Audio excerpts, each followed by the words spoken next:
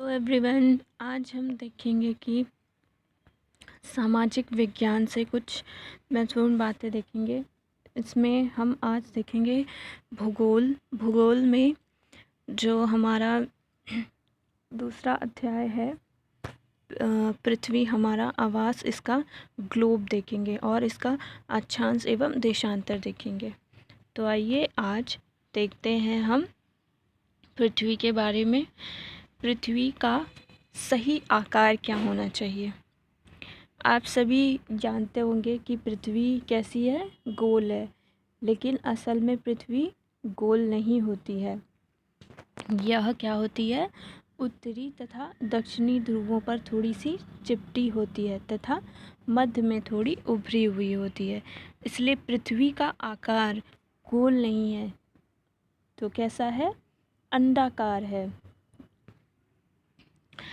इस दोनों ध्रुवों पर, जो उत्तरी और दक्षिणी ध्रुव होते हैं, इन दोनों ध्रुवों पर हमें बर्फ़ की एक मोटी परत दिखाई देती है। ठीक है, ये देख सकते हैं आप, इसके बगल में पृथ्वी का ग्लोब है।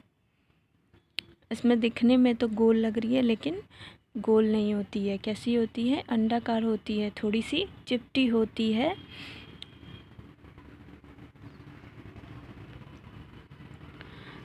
दूसरा ग्लोब। अब आप सोचेंगे कि ये ग्लोब क्या है। ठीक है, तो ग्लोब क्या है, ग्लोब एक लघु रूप में पृथ्वी का एक वास्तविक प्रतिरूप है। यानी हमने बस ऐसा इमेजिन करके इसको बना लिया है कि हाँ, पृथ्वी ऐसी ही हो सकती है।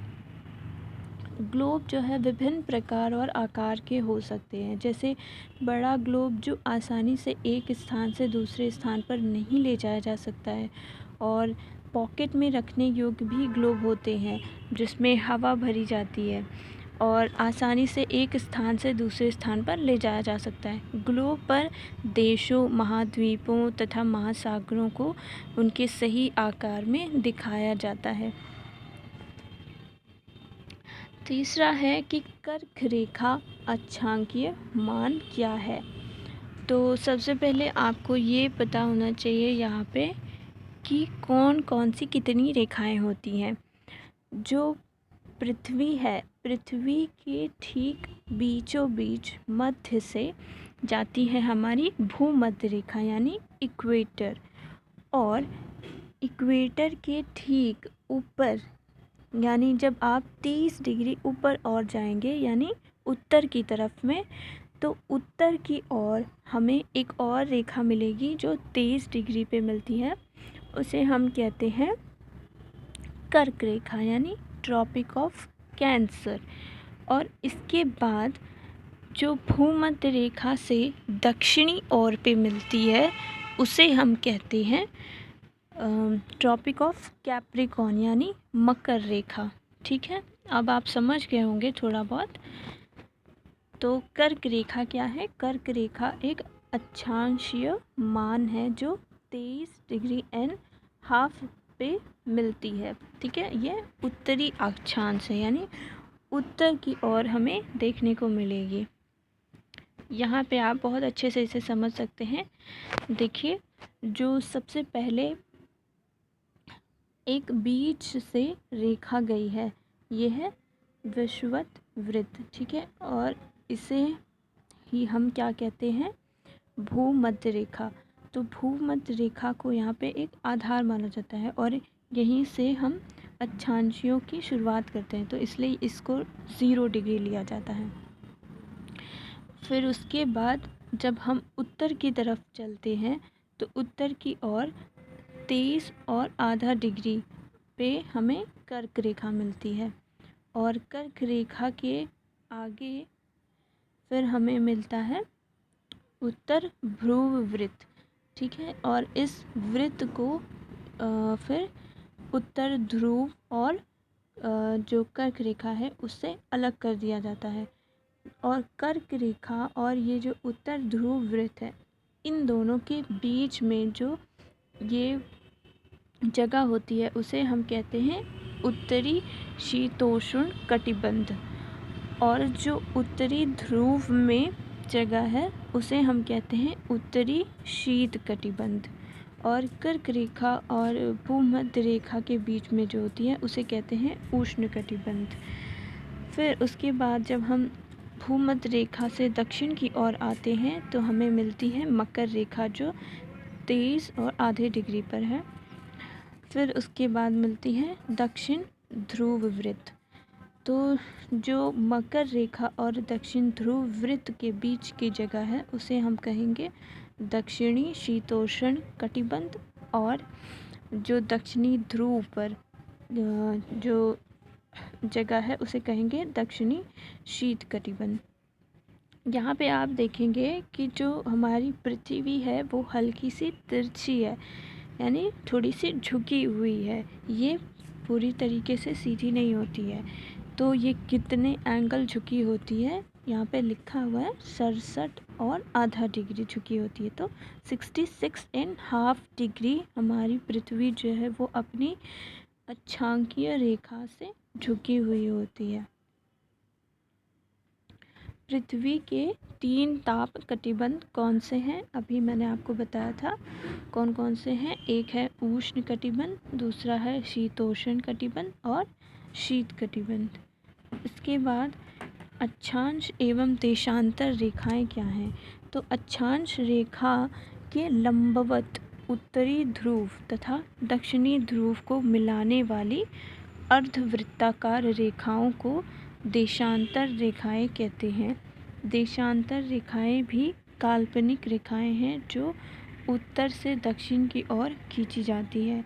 देशांतर रेखाएं उत्तर और दक्षिणी ध्रुवों पर मिलती हैं। ये अक्षांश रेखाओं की तरह समान नहीं होती है। ठीक है, समझ में आया आपको? यहाँ पे देखेंगे ये जो कर्क रेखा है और मकर रेखा है, भूमध्य रेखा है, ये सब कैसी हैं? अक्षांश रेखाएं हैं। ठीक है, और जब हम पृथ्वी पर कुछ ऐसी लाइनें खींचते हैं जो लंबवत होती है, जो उत्तर ध्रुव को दक्षिण ध्रुव से जोड़ती है, यानी सीधी सीधी रेखाएं लंबी लंबी, उसे हम कहते हैं दक्षांश। ठीक है, देशांतर रेखाएं। फिर है अक्षांश। यहाँ पे आप और अच्छे से समझ जाएंगे। देखिए, अक्षांश वो है जिसके द्वारा हम पृथ्वी की सतह से एक बिंदु के उत्तर दक्षिण स्थिति का पता लगा सकते हैं, और देशांतर पृथ्वी की सतह पर एक बिंदु के पूर्व पश्चिम स्थिति को दर्शाता है।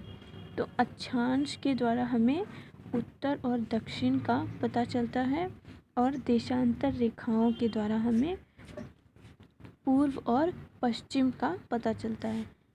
देखिए, अक्षांश रेखाएं जो हैं वो ऐसी लेटी हुई सी हैं, और जो देशांतर रेखाएं वो खड़ी खड़ी हैं। ऊष्मा की सबसे अधिक मात्रा उष्ण कटिबंध पर ही क्यों पड़ती है? तो कर्क रेखा एवं मकर रेखा के बीच के सभी अक्षांशों पर सूर्य वर्ष में एक बार दोपहर में सिर के ठीक ऊपर होता है, इसलिए इस क्षेत्र में सबसे अधिक ऊष्मा प्राप्त होती है।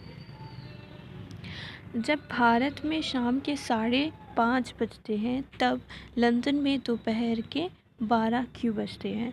तो भारत के ग्रीनविच के पूर्व 82 डिग्री 30 मिनट में स्थित है तथा भारत का समय लंदन से 5 घंटे 30 मिनट आगे है, क्योंकि देशांतर के प्रत्येक अंश में 4 मिनट का अंतर होता है।